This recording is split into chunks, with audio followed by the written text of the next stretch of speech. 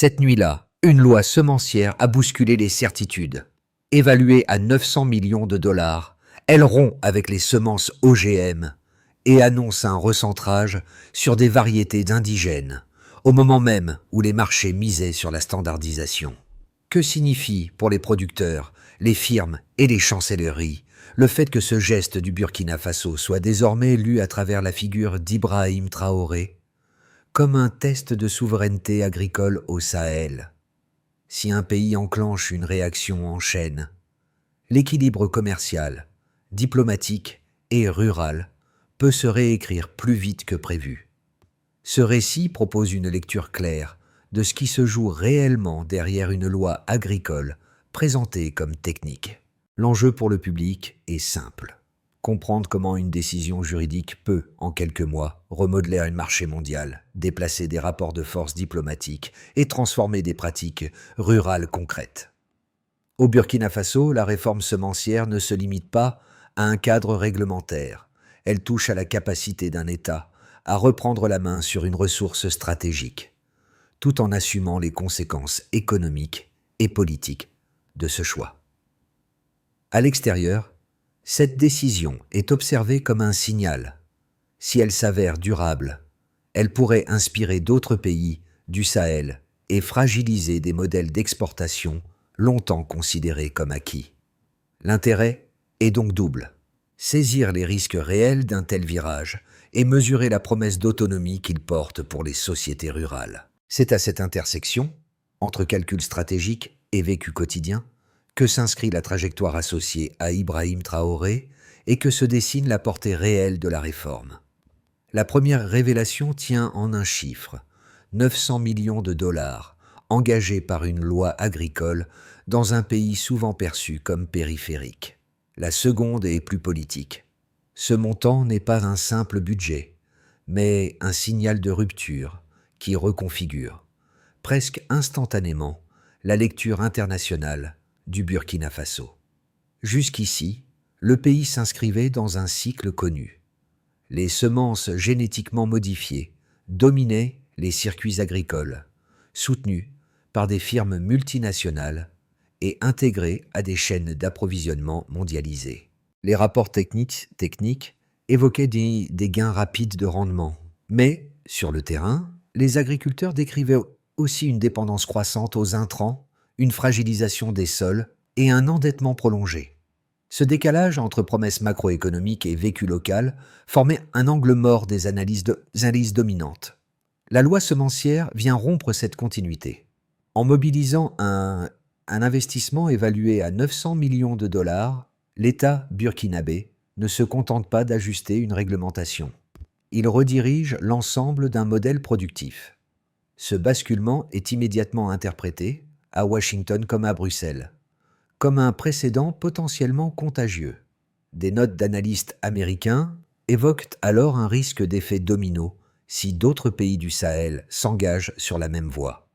C'est dans ce contexte que le nom d'Ibrahim Traoré s'impose comme un repère politique. Il n'est pas seulement associé à la promulgation du texte, mais à une lecture assumée de la réforme comme acte de souveraineté.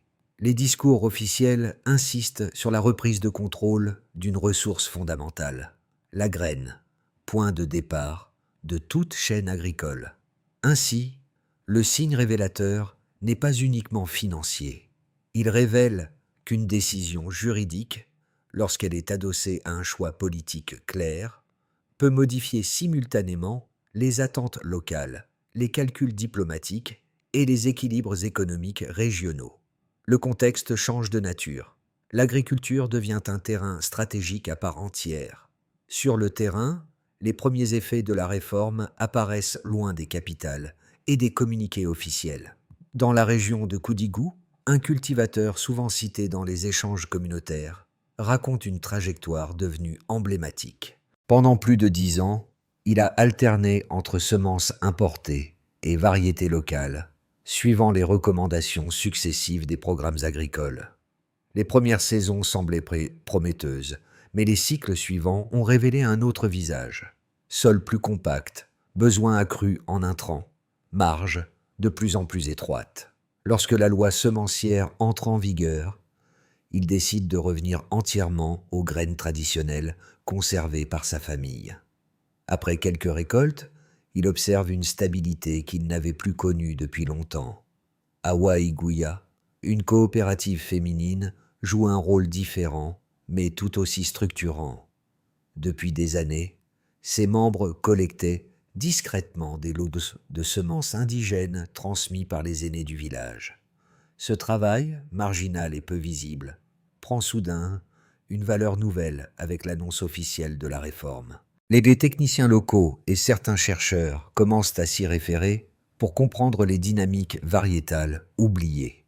La coopérative devient ainsi un point de jonction entre savoir ancestral et observation scientifique.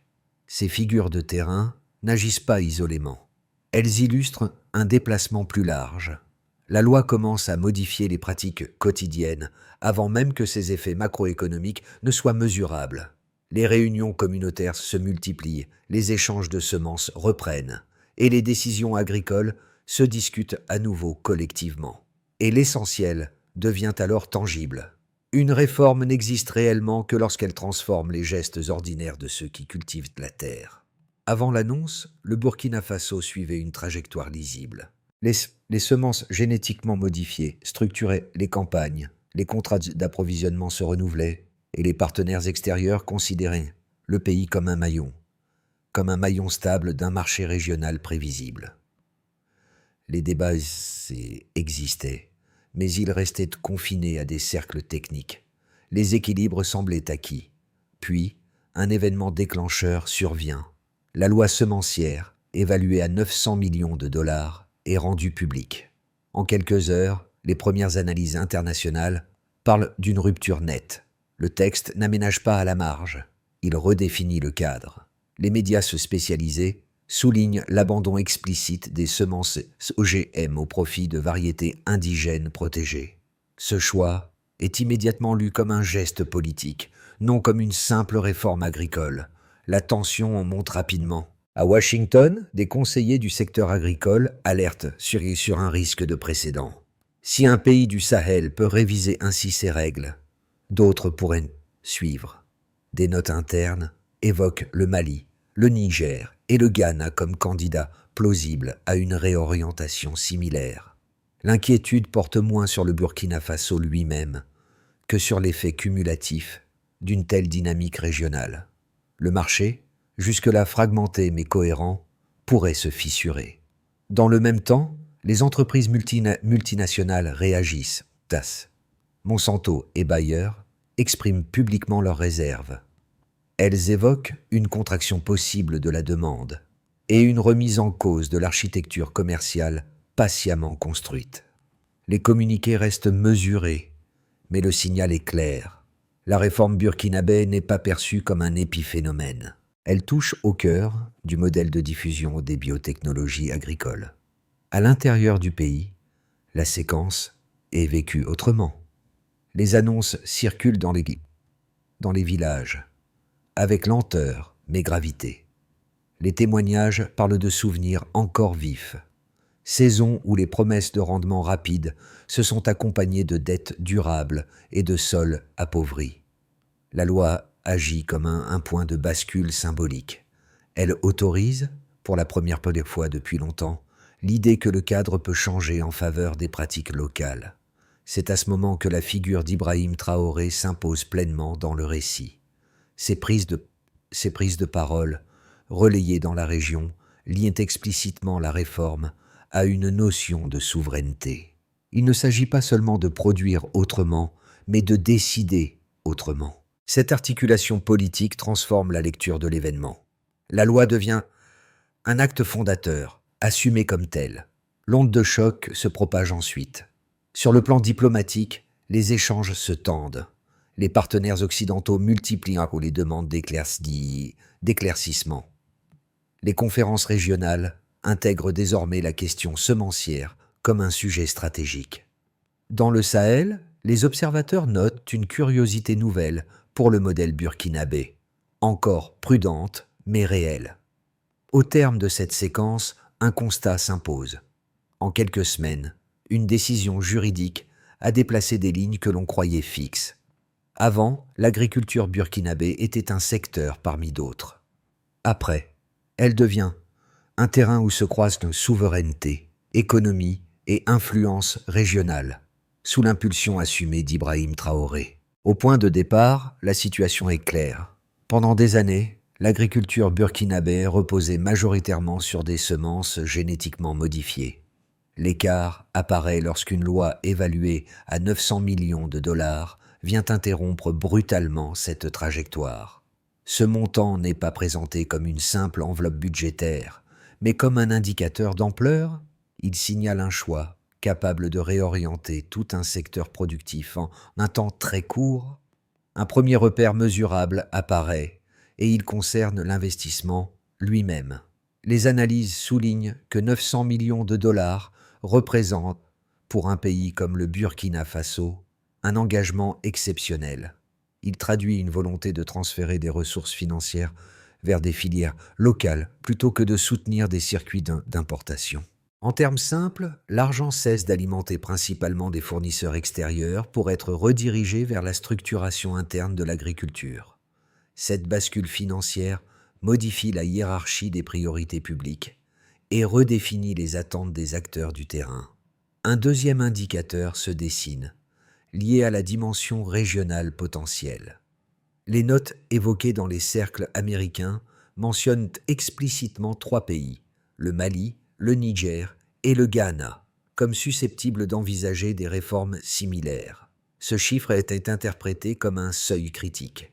Il suggère qu'il ne s'agit plus d'un cas isolé, mais d'une hypothèse de bascule régionale. Si ces 3 États adoptaient des orientations convergentes, les flux d'exportation des firmes agro-industrielles occidentales seraient durablement affectés et le rapport de force dans les négociations commerciales évoluerait sensiblement.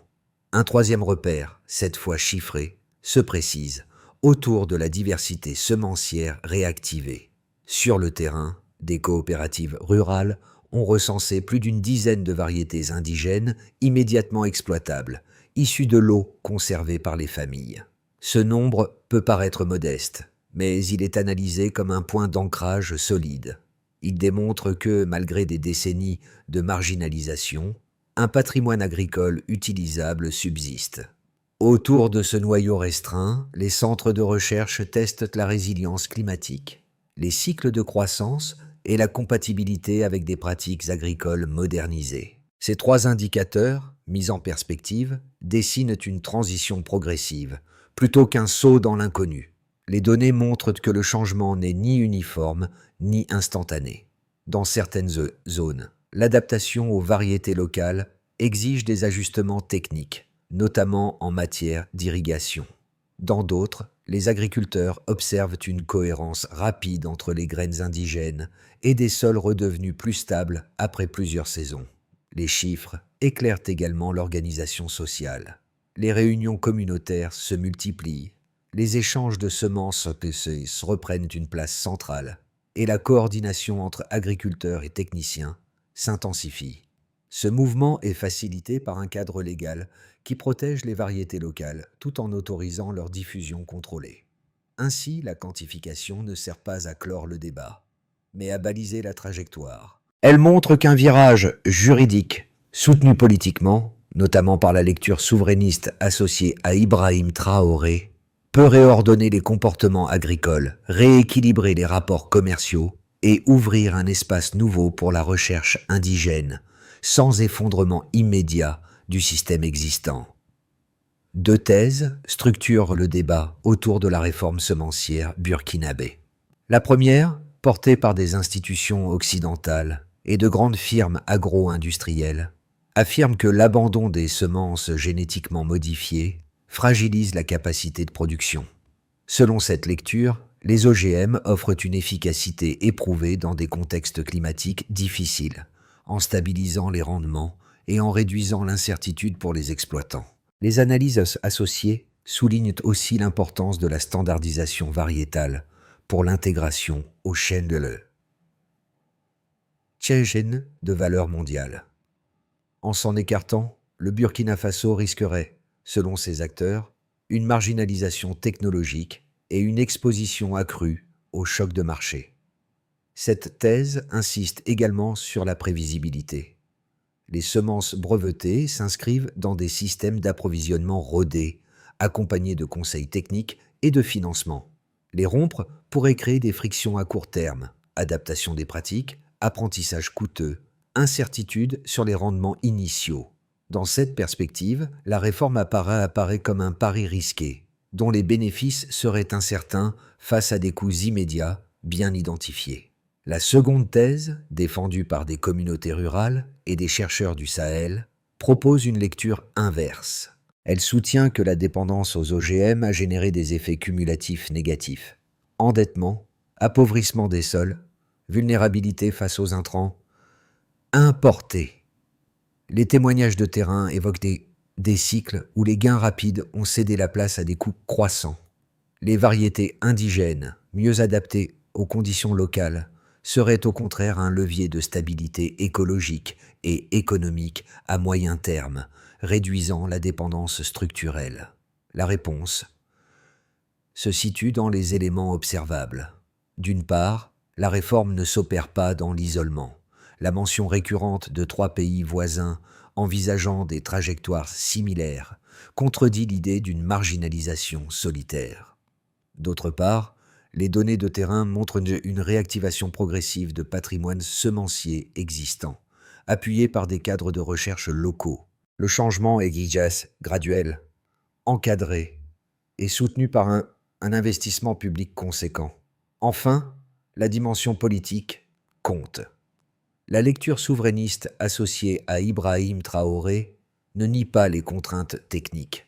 Elle les intègre dans un projet de transition assumé.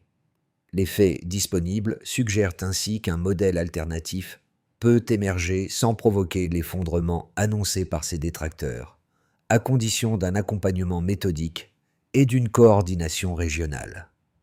Ce moment charnière apparaît lorsque la réforme n'est plus analysée comme une simple réaction aux pressions extérieures, mais comme un moteur interne de réorganisation agricole.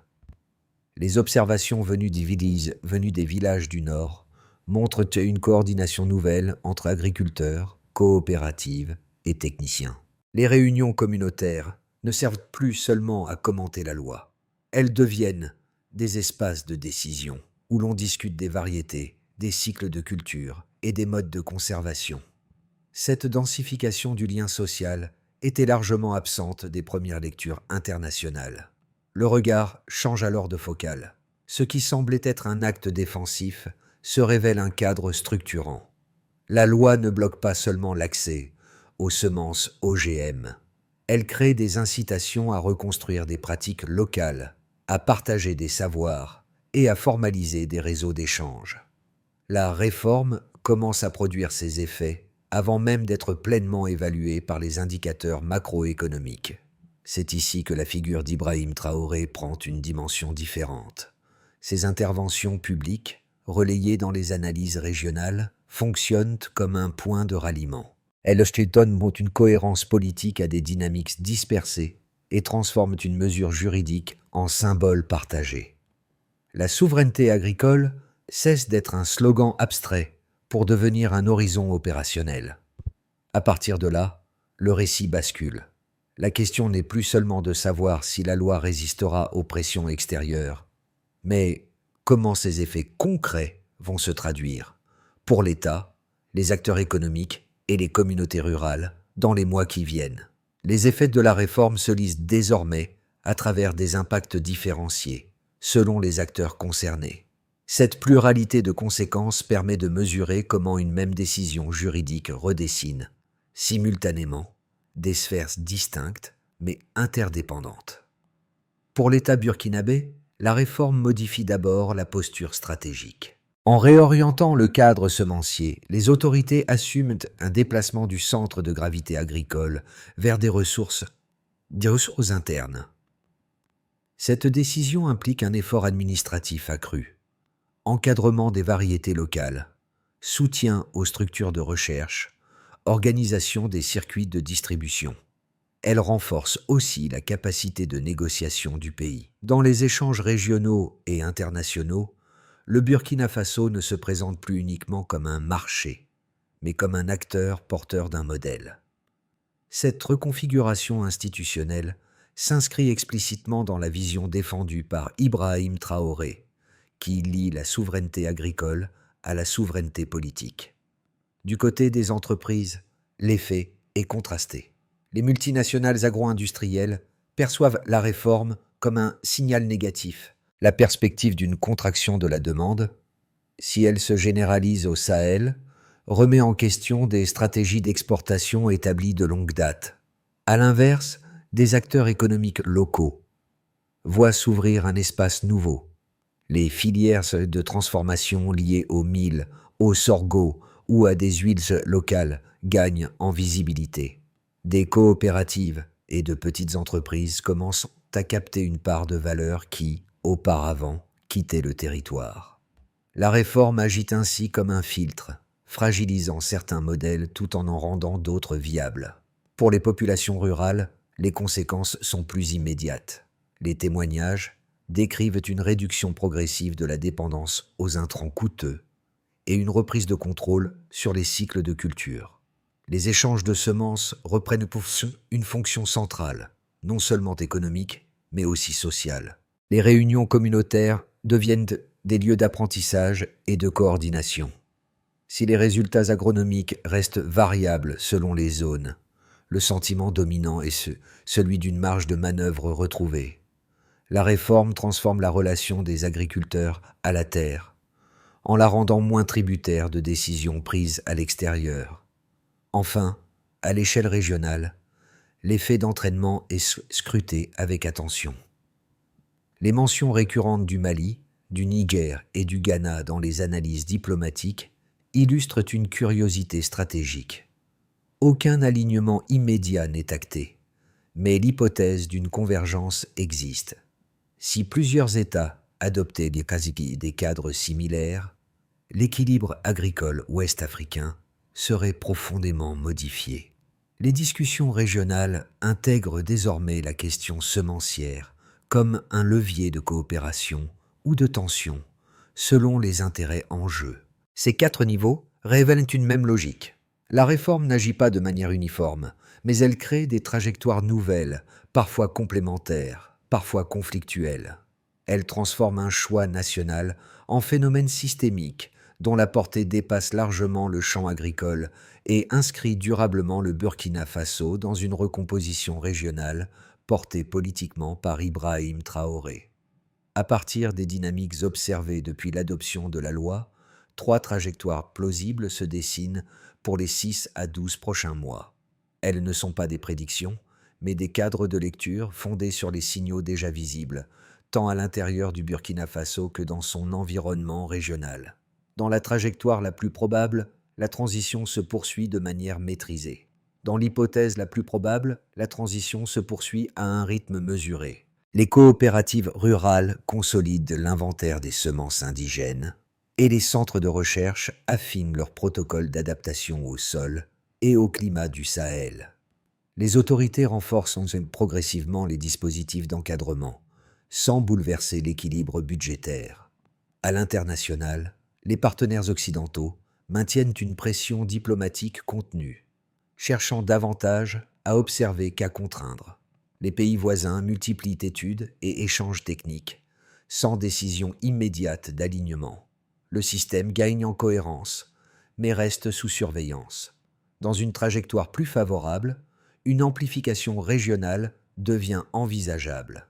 Dans cette trajectoire, le signal burkinabé produit un effet d'entraînement plus rapide. Le Mali, le Niger ou le Ghana lancent des réformes partielles ou des projets pilotes, ouvrant la voie à une coopération régionale structurée autour de la conservation variétale.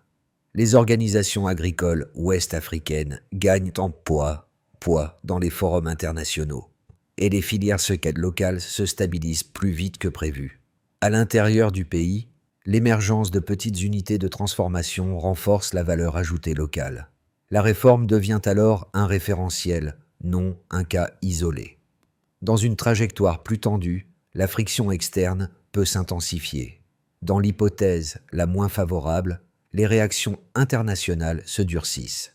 Des mesures commerciales ciblées compliquent l'accès à certains marchés et les multinationales intensifient leur campagne de dissuasion. Si les infrastructures agricoles tardent à s'adapter, des fragilités apparaissent dans certaines zones rurales où l'accompagnement technique reste insuffisant. La dynamique régionale ralentit et le Burkina Faso doit gérer simultanément des défis internes et des pressions extérieures accrues. Face à ces trois scénarios, une grille de lecture s'impose. Distinguer les facteurs structurels, semences, organisation communautaire, capacité de recherche, des facteurs conjoncturels, pression diplomatique, réaction de marché, permet d'évaluer la trajectoire sans surestimer les chocs à court terme ni sous-estimer les leviers locaux. C'est dans cet équilibre analytique que se joue la compréhension des mois à venir. Au-delà des débats diplomatiques et des projections macroéconomiques, la réforme touche des préoccupations très concrètes que le public peut reconnaître. Elle interroge d'abord la relation entre décisions politiques et effets quotidiens. Comprendre comment un cadre juridique transforme des pratiques agricoles permet de saisir un mécanisme plus large. Les lois ne produisent d'impact que lorsqu'elles modifient des routines, des coûts et des choix réels. Pour un premier groupe de lecteurs, attentifs aux questions économiques, la réforme offre un cas d'école. Elle montre comment la dépendance à des intrants importés peut peser durablement sur les marges, et comment un rééquilibrage, même partiel, peut redistribuer la valeur au sein d'un territoire. La leçon n'est pas spécifique au Burkina Faso. Elle éclaire toute situation où un secteur clé est structuré par des standards externes difficilement négociables. Un second groupe, sensible aux enjeux environnementaux, y voit une expérience à suivre. La réactivation de variétés indigènes pose la question de l'adaptation locale face au changement climatique. Les sols, les cycles de pluie et les savoirs accumulés sur plusieurs générations redeviennent des variables centrales. Sans idéaliser le processus, la réforme rappelle que la résilience ne dépend pas uniquement de technologies avancées, mais aussi de la compatibilité entre pratiques et écosystèmes. Un troisième groupe, enfin, s'intéresse à la dimension sociale. Les témoignages évoquant le retour des échanges communautaires, la transmission intergénérationnelle et le rôle accru des coopératives féminines résonnent avec des dynamiques observées ailleurs. Ils suggèrent qu'une politique publique peut, indirectement, renforcer des liens sociaux fragilisés par des modèles trop centralisés. Deux pistes modestes émergent de cette lecture. La première consiste à observer attentivement les effets réels, au-delà des annonces. La seconde invite à comparer cette expérience avec d'autres contextes, sans transposition automatique. La réforme burkinabé n'apporte pas une solution universelle, mais elle offre un miroir utile pour repenser la relation entre souveraineté, économie et pratiques locales.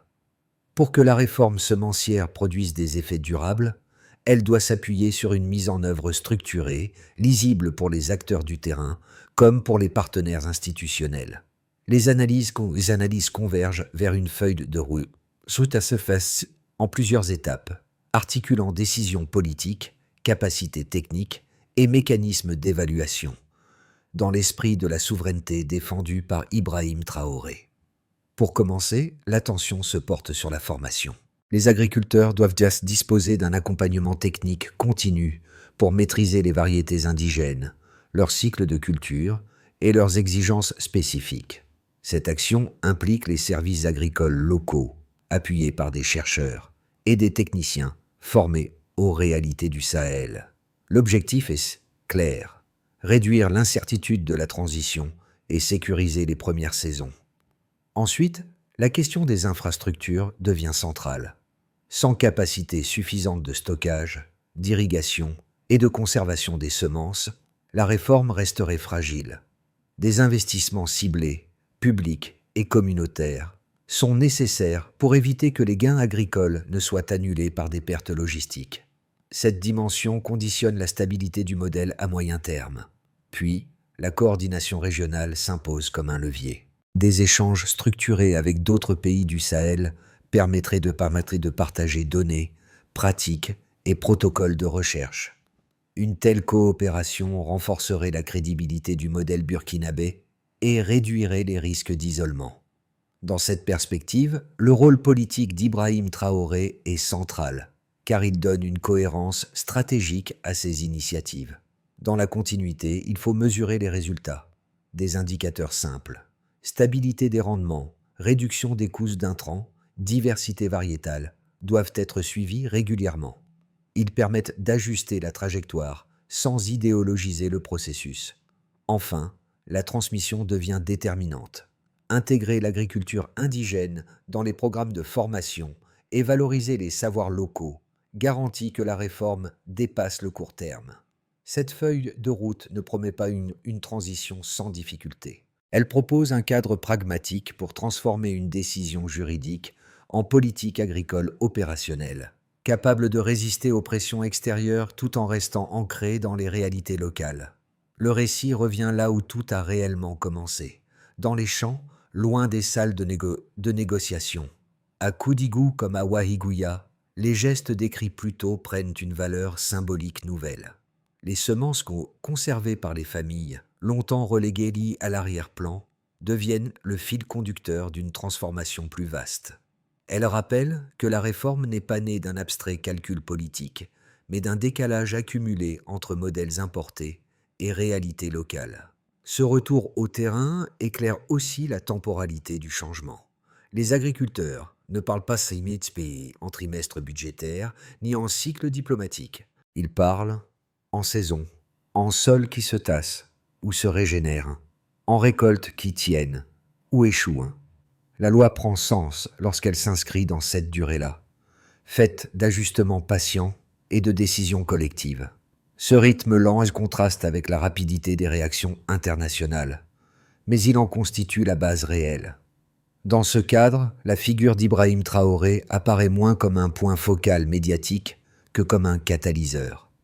Son nom circule dans les discours, mais ce sont les pratiques qu'il légitime qui façonnent la trajectoire. La souveraineté agricole cesse d'être un mot d'ordre pour devenir une suite de choix concrets, répétés et discutés au niveau local.